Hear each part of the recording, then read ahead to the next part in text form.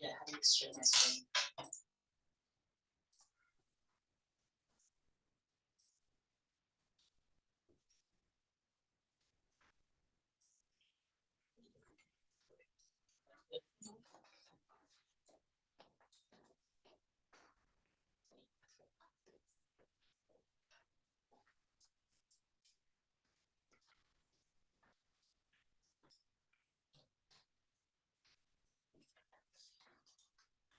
Is that okay? Take away some of the glare. Well, thank you guys for coming. This is buyer's consultation. Make sure you're in the right place. I wanted to do this as a part of the group coaching. This is typically going to be the first step when you're meeting a person, is doing the buyer's consult. Then we'll go over filling out the buyer brokerage agreement, listing consultation, filling out the listing agreement, just those first few basics to get you at least comfortable having conversations with buyers and sellers. And when they present you or when you present them a contract, that you at least know what the contract is, and you know what you're having them sign, and you can get those BBAs and exclusive listing agreements signed. So anytime that you're meeting with someone who's interested in buying, I'm not sure where to sit. Like, I want to face you, but I also can't see. So I may move around. When you meet someone that's thinking about buying, you want to ask certain questions, and I kind of mentioned in Ignite, I have almost all of you in Ignite, with the exception of maybe you were in Ignite just for a little bit, for a few classes. You came in from Dunwoody, right? Me? Yeah. Yeah. Peachtree? Long time ago. Yeah. And you'll have it in Ignite. Okay. But one of the acronyms that I use to kind of get an idea of what people are looking for before going into the consultation is LP Mama. Does anybody remember what that is? She may still be up here. Motivation. Motivation.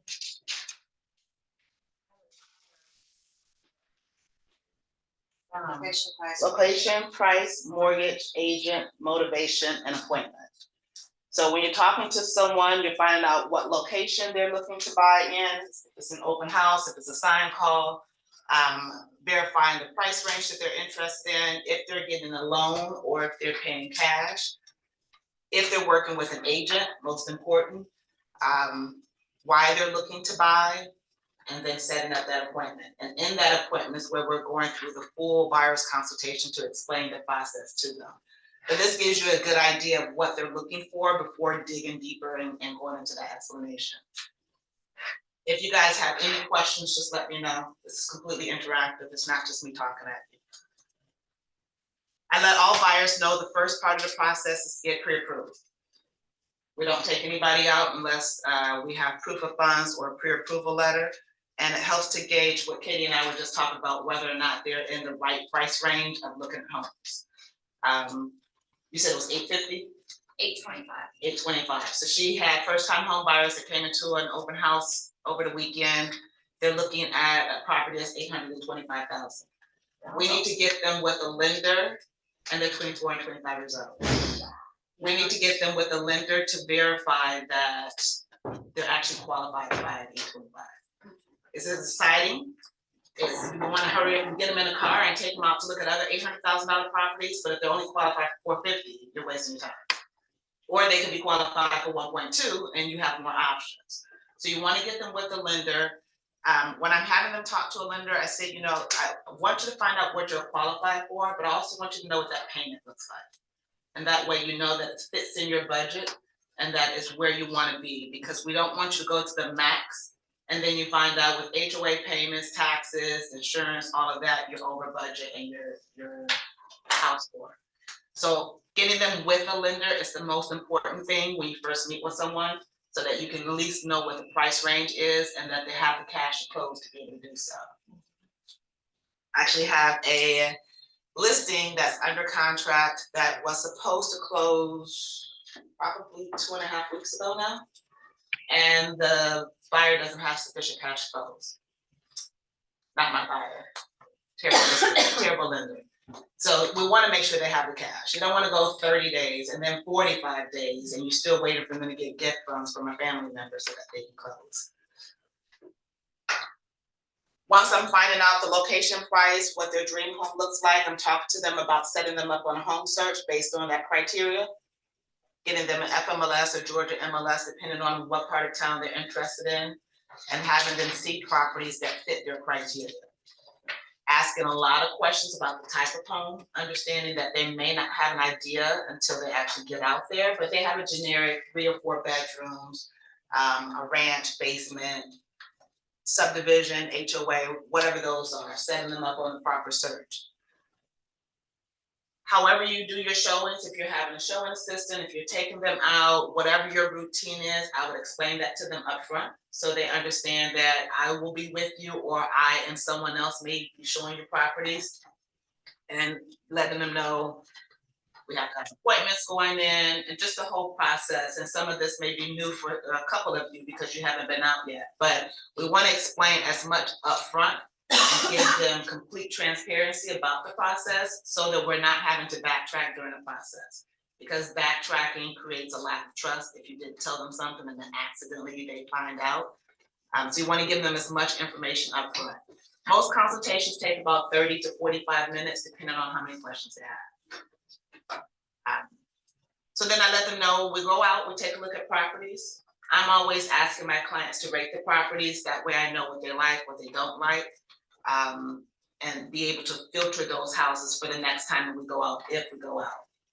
So I'm asking about the size of the bedrooms, the location, the layout. Do you like this kitchen, this bathroom, whatever's important to them, just really asking a lot of questions in that meeting, that first showing, to make sure that you're on the right path of finding what they're looking for. Once we find the home, the idea is we're gonna submit an offer. And we talk about that process, what it looks like to submit an offer. You can submit, show them a sample of a purchase and sales agreement to get them comfortable what blanks they'll be filling in during that process. But essentially, you let them know everything's negotiable. Prices are negotiable, closing costs, closing date, due diligence, all of that is negotiable. So we're gonna talk about that and figure out what the seller's looking for first and align it with what the buyer's looking for. Did you get your offer out? I don't want to talk about it. Okay. Okay. You wanna have a conversation with the listing agent to be able to know what the seller's looking for. Sometimes they need a quick close, sometimes they need 2 extra weeks in a house. So making your offer based on what it is that they're looking for will help align and keep you top of the list when you're presenting offers. Sometimes the net profit is the most, sometimes they just need to get out quickly and they need an offer. This market, houses are going quickly, multiple offers still, so it's very important to have those conversations so you can kind of get an idea of what your competition is, as well as making it very aligned with what the seller's looking for. Of course, with the buyer in agreement, but making sure that you're aligning that. Once we submit that offer, we have 3 options. The offer can be accepted, rejected, or countered. I let them know if it's rejected, that means we need to keep looking at other properties. It's probably multiple offers or something about it that they didn't like, that they didn't want to negotiate. Counter offer means there's something in the offer that they want to negotiate. It could be the purchase price, it could be closing date, any of those negotiables can be countered. And we go back and forth until we either reach an agreement or we part ways. And then offer accepted means we're in a binding contract, and there must be a binding date on that contract for it to be effective. Once we are binding, we go to the next phase, and that's the due diligence. In due diligence, I explain earnest money. Earnest money is 1% of the purchase price. That will be credited back to the buyer at closing as long as they meet their contingencies. And then I explain we have 3 contingencies. We have our due diligence, our financing, and our appraisal contingency. Due diligence is a time period where they're having their inspections. They're doing their due diligence to make sure this is a property for them. So they're checking out school districts, commutes, anything that's important to them as far as that community. They're doing that during this time period to make sure that this is where they want to live. I let them know if we have a 7-day due diligence and they decide to terminate on day 8, they are more than welcome to do that, but they will lose their earnest money. Any extensions that need to be made, we need to know this in advance so that we can. Wow, there's a full house. Yes, and we have some on Zoom too. Angela Presley is in the house. And she's doing awesome. Thank you. I am impressed. I'm gonna get out of here. Thanks, Rob. So we can extend any of our contingency times. We just need to have permission from the other party in that process. So if we need a longer due diligence, we can extend it, but the seller has to agree. So we want to get everything done in that time period so that we don't have to extend. But if we need a roofer to come out, or we need a sewer scope or any additional inspections that's gonna take more time, we talk to the listing agent, let them know, hey, we need 3 or 4 more days, depending on what that calendar looks like, and put it in writing, have all parties sign to extend that. However, again, if you decide to terminate outside of our contingencies, you will lose your earnest money. And I say that a lot because I want them to understand we are on a schedule, timing is of the essence, and their money is at risk. I have a transaction coordinator, so I also introduce her in that process and say she's my second set of eyes. So as soon as we get a contract, she's getting that contract and she's looking at it, she's contacting the lender, she's contacting the closing attorney, she's contacting the other side with all the important dates, and she's gonna make sure that we don't miss any of our deadlines. So you're gonna have 2 sets of eyes looking at the contract, but I also need participation from my client so that they know that we need to get everything done quickly. Other thing that's important to let buyers know is at the start of the loan process, once we're in binding agreement, they need to be in communication with their lender and get everything to them as quickly as possible. Andrew kind of mentioned at the team meeting Tuesday, and here's the perfect time to bring it up, that the lending process can be tedious. It is not personal. It is, they will ask for several documents over and over, and whatever they ask for, you have to give them the complete package. So if they're asking for the last month bank statement and it's 5 pages, but the 5th page is blank and you think there's nothing on it, no point in sending that, it's incomplete. They want all 5 pages, and that will hold up your process if they don't have, the underwriter doesn't have everything they need. And Angela, I'm gonna say something about that too. I'm working with a first-time home buyer right now. And working with her lender is not one of our, not somebody I've worked with before, but they've been fabulous. Because she's missed little things like that with the lender. So then the lender will send her, an email, then she calls me freaked out. And then I go back to this, I'm your realtor, I'm not your lender, okay? So make sure that always send it back to the lender if you're in a mortgage. Don't try to coach them. It's not, this is your line and that's their line. So I always say, well, you know what, you need to call the lender, be specific and ask exactly what needs to be, but you have to still handhold, especially for new, first time, handhold them, but do not answer any questions that have to do with money. That's not your wheelhouse. Any financial or legal questions? Yes. or we're not real, we are realtors. We're not lenders, we're not attorneys. Correct. So we don't give advice on any of that. You speak what you know and then refer to the proper parties for what you don't know. And in that scenario, they will get freaked out. Why do they keep asking me this? I just sent it to them. Well, in order to go from one stage to the next, they need this app. And that's what I've taught her the whole time about the process. They don't know the process, and you have to trust the process. And the process takes time. And we're now at the end of this, and she said for the first time last night, she was like, I'm so glad you told me that it was gonna be a process. And that's the exact reason why you let them know up front, because they're gonna freak out, but they're gonna remember, and you can remind them that, remember I said this is all part of the process. They're not picking on you, it's not because of your credit, it's not because of your income, it's not because of your bank. It's specifically part of the governmental processes that they have to go through. So thank you for bringing it up, and that's why I bring it up in the front, to kind of manage that up front, that expectation, because they will freak out. And then that helps calm them down when they say, okay, it's not me. It's not me. It's part of the course. It's part of the process. So thank you. So we're making sure that they're giving everything to the lender on time as quickly as possible. We're getting the earnest money, letting them know that it will be refunded to them at closing as long as they meet their contingencies. And then as far as the inspections, there are several types of inspections that could go on. We have our home inspection, which is a general inspection, covers everything from the roof down to the foundation. If you don't have any inspections, now's the time to start talking to people about having those inspectors, so that when you're ready, you know the closing attorney, you know the lender, you know the inspectors that you're gonna recommend.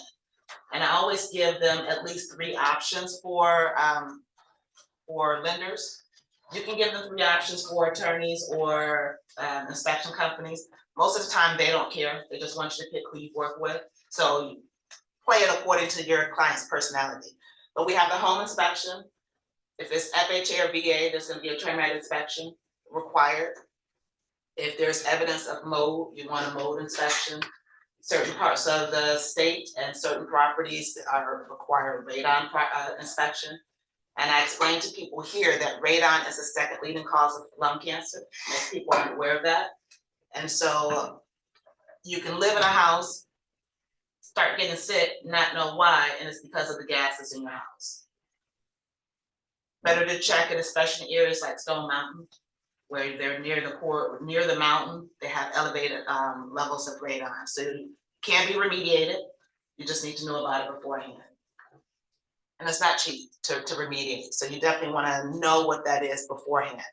Any type of extra inspections that you need, like I say, if you need a foundation contractor or a roofer or somebody like that, you want to extend your due diligence so that you can get the proper people out there so that your clients can make an informed decision before moving on.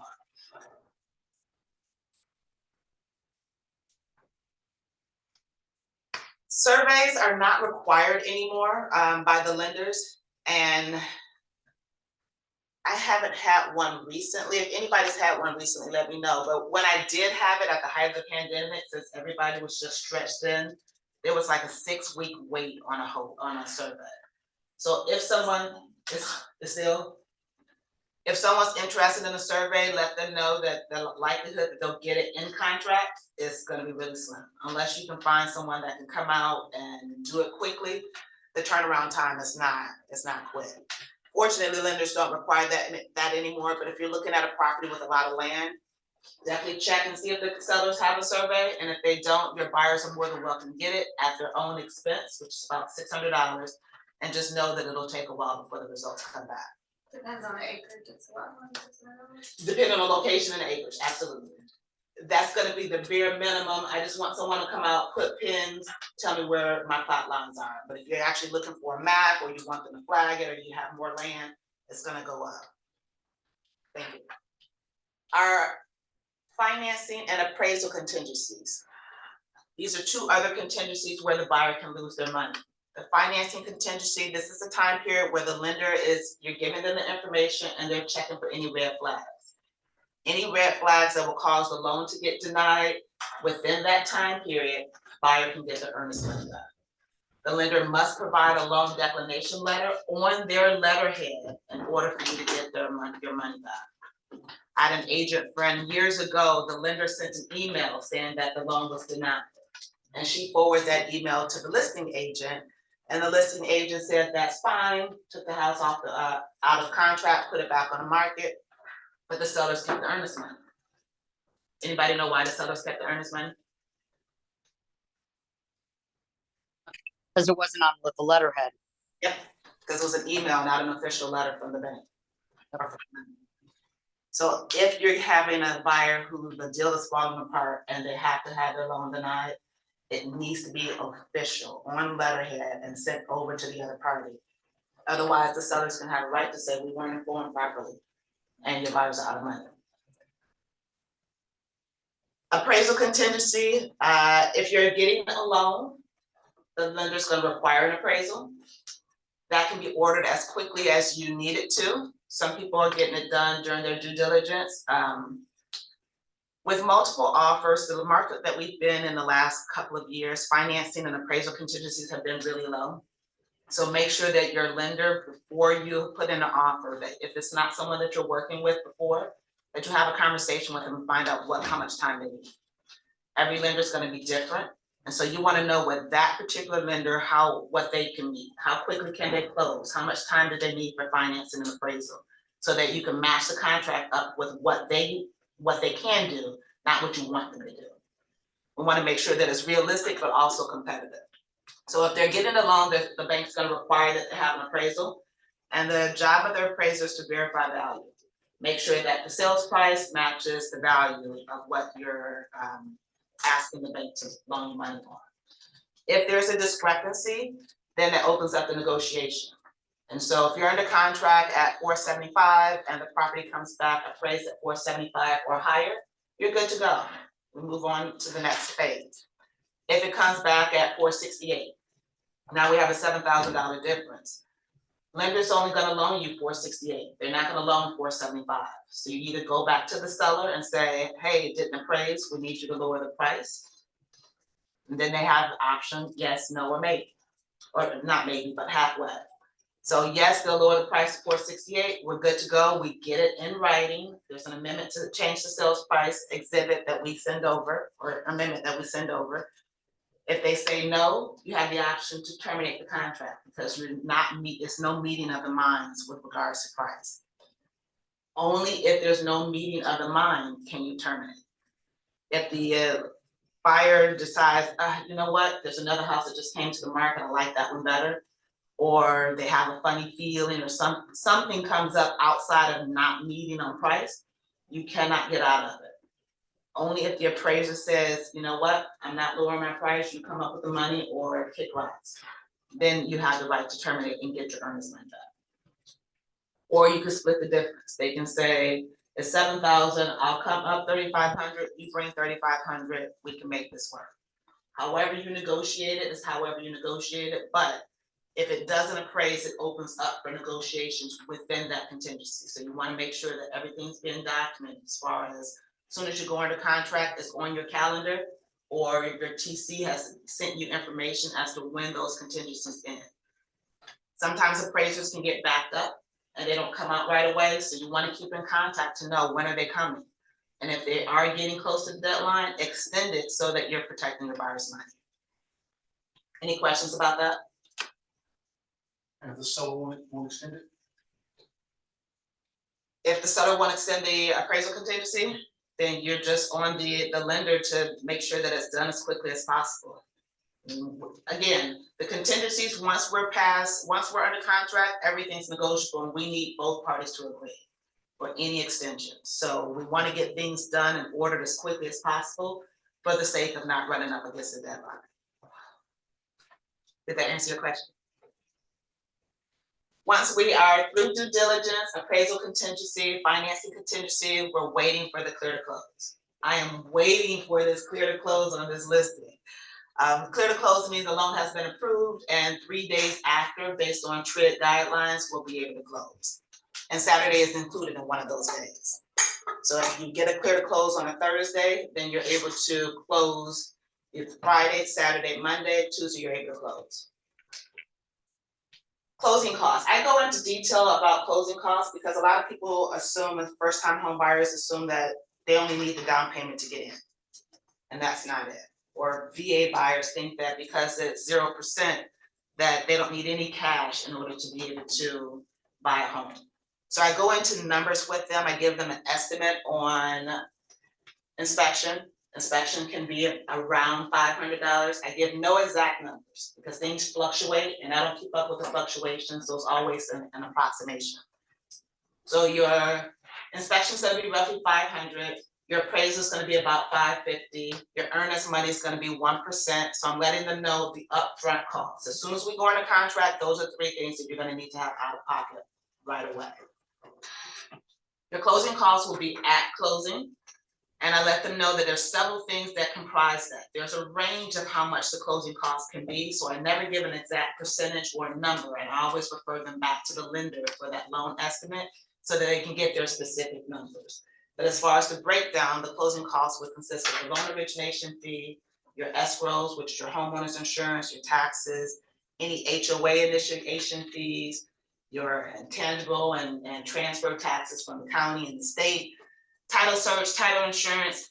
I say there's a lot of things that go into making up this number. And so that's why it can't be a specific number, because property taxes will vary per property. HOA initiation fees will vary per community. So it's gonna be, once we find a specific home, then you'll get a specific number, but right now you get an estimate from the lender. And that's important for them to know. All of these different factors come into what the closing costs are.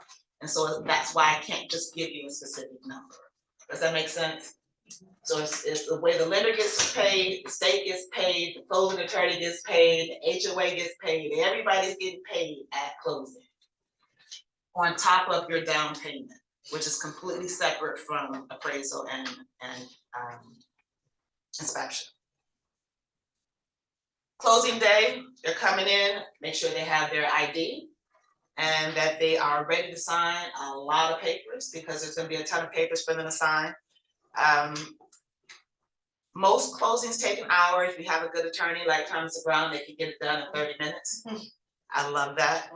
And then if you're working with a transaction coordinator, they will send your pay at close over to the attorney to make sure that you're getting a check at the table.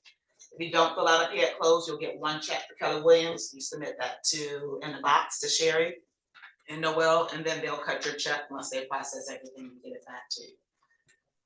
So that's for you, that's not for them. But closing day, I just make sure that they know that there are a lot of docs to be signed. And if they are readers, where they like to read their contracts, let the attorney know beforehand. And the day before, they'll send them a sample copy so they can read through. And then at closing, if they have questions, they can just answer the questions. Because the attorneys will go through the paperwork, but they're going through it just acknowledging what the buyer is signing. They're not reading line by line. And I've had the pleasure of having buyers that read everything line by line. And it makes a 1 hour closing a 2.5 to 3 hour closing, because they are readers. His mom was an attorney, and he was told never to sign papers that you have not read.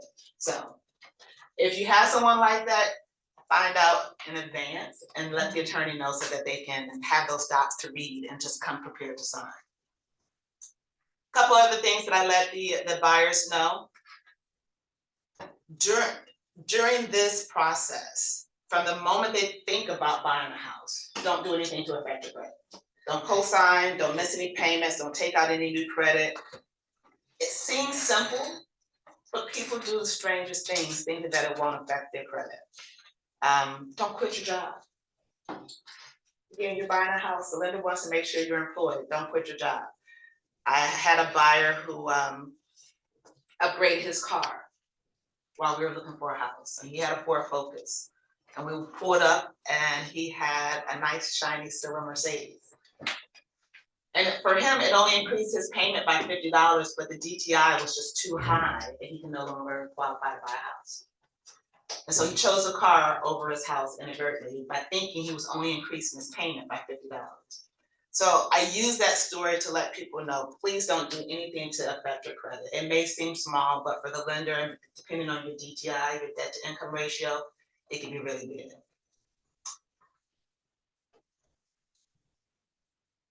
Down payment requirements, again, for first time home buyers, I go over the different programs, FHA, VA, conventional, those top three as far as what the minimum requirements for down payment. But I push that off to the lender to let them know what they're qualified for based on their credit score and their income and assets. Breaking down what the mortgage actually includes, PITIs. And I do this because sometimes people use online calculators. And the online calculator is different from what the mortgage lender tells you. And that's because it's only accounting for principal and interest. It's not accounting for taxes or homeowners insurance. So your mortgage is actually your principal, interest, taxes, and insurance, unless you opt not to have an escrow. Most first-time home buyers don't, depending on the program, can't opt out.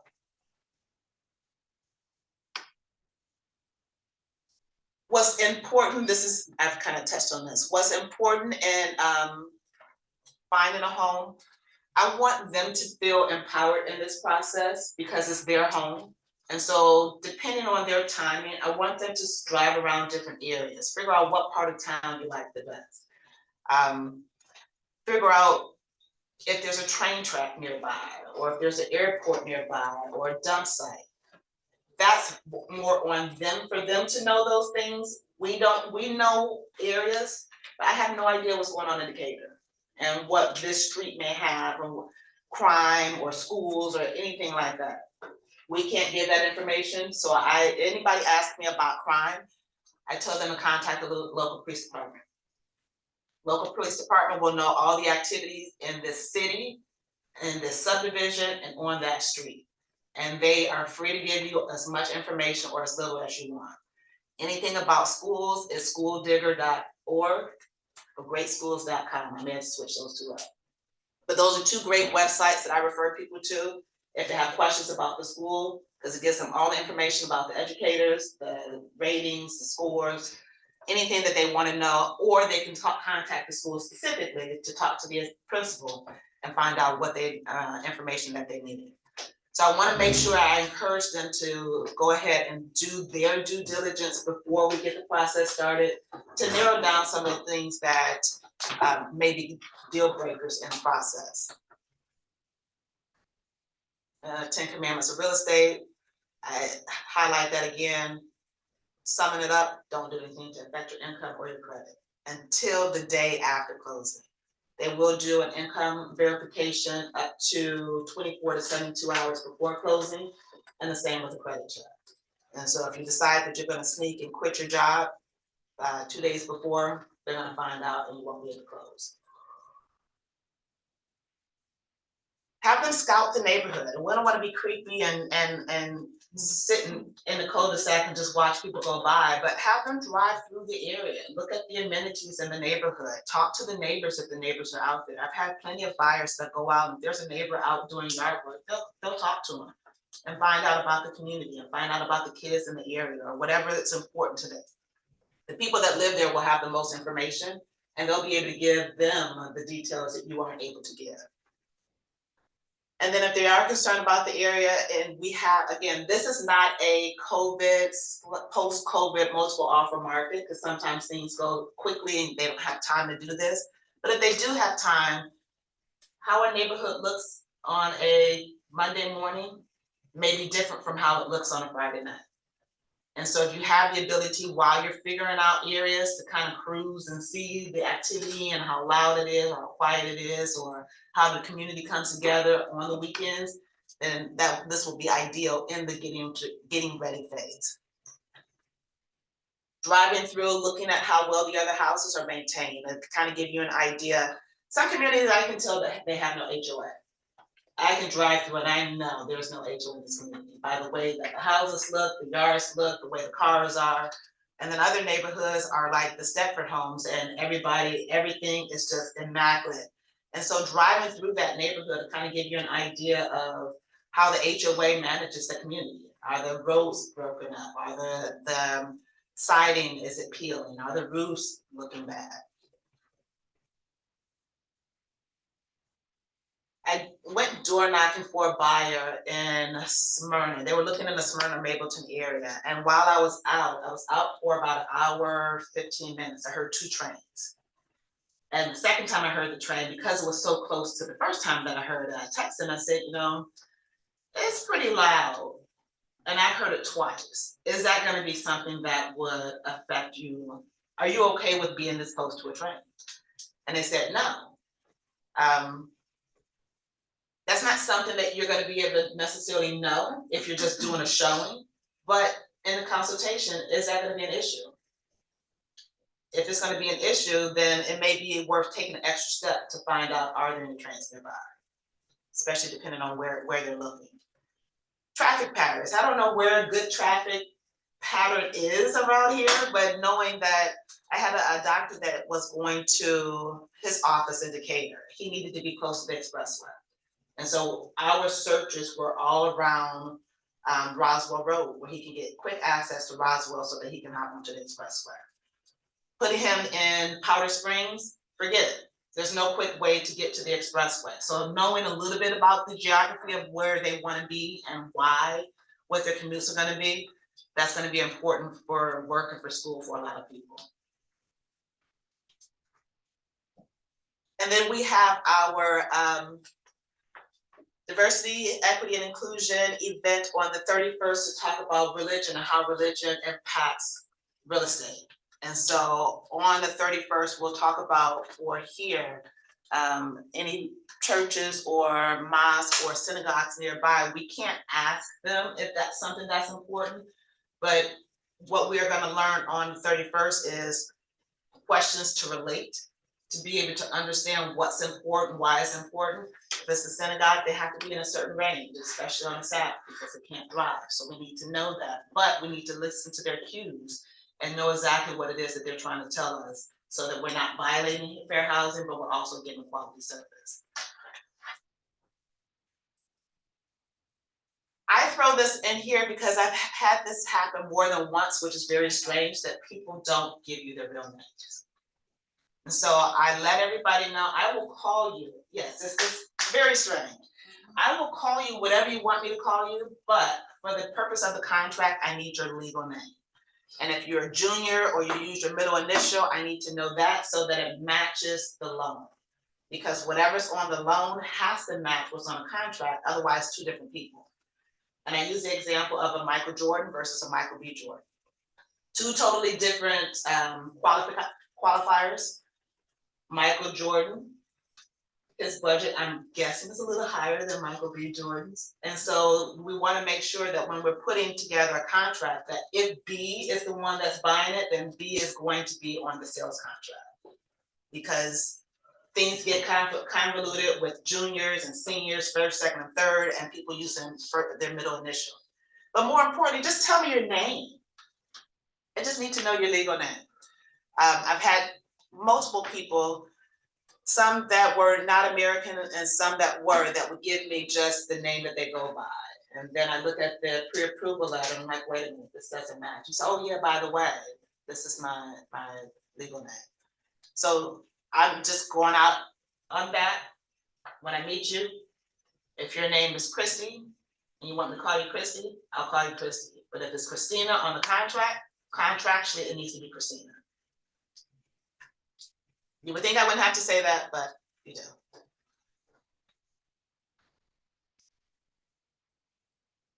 Multiple offers, timing is going to be the essence. Finding out what the deadline is. Most importantly, communication with the other side. The other side, hopefully they answer their phone or they are responsive to text messages and get back to you so that you can be able to devise an offer. But having that communication with the other side to know what that seller is looking for, to kind of get an idea how many offers are coming, how quickly you need to get it signed. If they're making offers and deadline is 11 a.m. on Monday, then you need to have it in by 9 a.m. at the latest so that there's no hiccups. But you want to know what those deadlines are. You want to know how many people you're competing against. You want to know what's going to be the winning strategy to be able to make your buyer shine over the other offers that they get. So you want to construct the offer to appeal to that buyer, to that seller. And it's not always about money. Most of the time it's about money, but not all the time. Sometimes, like I say, they need to get out quickly and they just need somebody that can come and take it off their hands. Or they're looking for a house themselves and they need 2 more weeks because they need temporary occupancy, because as soon as they get under contract, that's when they're going to start moving. But you don't know those scenarios until you talk to the listing agent. So it's very important to have that conversation so that you can make sure that you're aligning it correctly. And then once I'm through with this portion, I go into the BBA docs and I let them know, that I'm sending them documents that will allow me to be their agent. I will do a summary of it and then send it to them and then ask if they have questions. So I don't go line by line with the buyer brokerage agreement. Some people require it because again, they're readers and they want to make sure that they understand every part of it. So make sure you understand it, and we'll go over that again next week. But I let them know overall is the buyer brokerage agreement gives me the authority to act as your agent. I'm also letting them know about the affiliated business disclosure and more importantly, the wire fraud and identity theft awareness prevention it's a mouthful. I like to make sure I highlight that one because it's super important that buyers understand when they're wiring their money at closing, that they're verifying the account information with the attorney. About 1.5 years ago, there was a woman, fortunately she was not KW, so I don't know exactly the outcome of it. Well, I know the outcome, but I don't know the aftermath. She sold her house up northeast, came down here in December, was under contract, looking to purchase a home, was at the bank and was on hold with the attorney. And she was being impatient and she assumed that the account number that she had was correct. She wired $55,000, the proceeds from the sale of her home, to the attorney, ready for the closing on Monday. Monday, family's now in Georgia, everybody's excited, they're ready to go buy the house, and the attorney says, we haven't received your wire. She says, I wired it to you last week. She wired it last week, but not to the attorney. And so a week before Christmas, she was homeless. She sold her home up north, moved the family down south. Attorney didn't have the money. She didn't have an extra $55,000 to wire to them. And so the deal couldn't go through.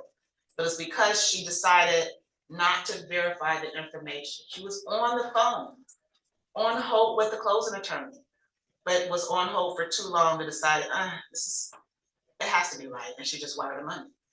And so I make sure that I talk to both buyers and sellers, because sometimes sellers are buying a home as well. For the largest transaction that you're gonna have, take the time to verify the account number. Attorneys have gotten a little wiser and they're encrypting the information, but we wanna just take that extra safety caution to make sure that I told you, contact the attorney to make sure that that number that's coming through is actually a legitimate account number. Any questions? Anybody on Zoom land have any questions? I didn't check the chat.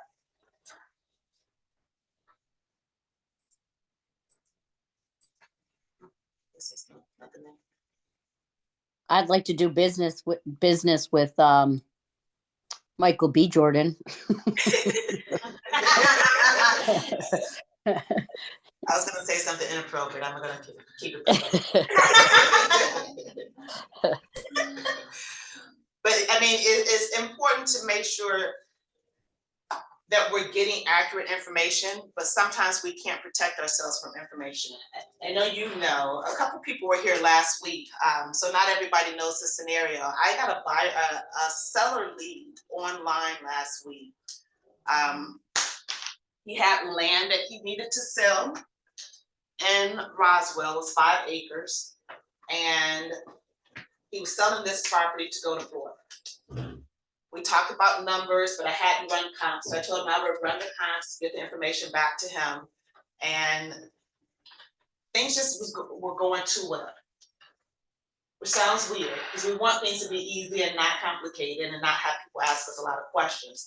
But he didn't ask any questions. And it's very odd for a seller to just take your face value, especially on land, because land is hard to evaluate. And 5 acres of land, undeveloped raw land in Roswell, it was a mountain. But something didn't feel right, and so I asked for his driver's license. The driver's license matched the name on the tax records. Something still didn't feel right though. So I drove out to the neighborhood and I talked to the neighbors, and sure enough, the guy that I spoke to had an accent, a British accent. The owner of the land is a Georgia native, no accent. Well, a Georgia accent, but definitely not a British accent. When something doesn't feel right in this business, trust your instinct. Bad things can happen if we don't trust our instincts. Whether it's you don't feel safe going to a location, whether it's you don't feel safe at an open house, meeting a new client, whatever those things are, this office is a resource. If you need someone to be in an open house with you, let us know. If you need someone to sit in the office when you're doing a buyer's consultation, let one of us know. We'll make sure that we watch over each other. Trust your instincts. I brought it to the office. I got different ideas of what I could do to kind of make that uneasy feeling go away. And I got great tips and was able to discover that the listing agreement that he signed it right away, was not valid. And I had a buyer that I was gonna be taking out the next day to look at this land, who had been looking and waiting for a while. And so because of the location and the size, he would have loved this land, and he would have spent $500,000 in cash on this property that was not truly for sale.